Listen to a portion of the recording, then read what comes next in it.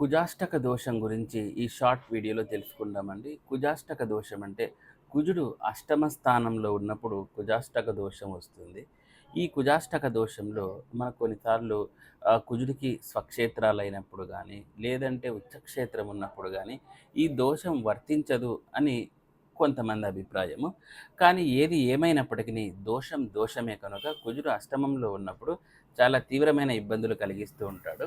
మరి ఏమి ఇబ్బందులు అంటే ముఖ్యంగా అష్టమ కుజుడు ఉన్నప్పుడు పెళ్లి సమస్య అనేది చాలా ఎక్కువ ఉంటుంది. ఆలస్యమైన వివాహం కావచ్చు, లేదంటే వివాహ జీవితం కూడా ప్రాపర్‌గా ఉండలేకపోతుందనమాట. ఇది కేవలం అష్టమ కుజుడినే కాకోకుండా మిగతా స్థానాలను బట్టి కూడా మనం నిర్ణయం చేయవలసి ఉంటుంది. కానీ మేజర్‌గా అష్టమంలో కుజుడున్నప్పుడు ఈ విధమైన ఫలితాలు ఇచ్చే అవకాశం ఎక్కువగా ఉంటుంది.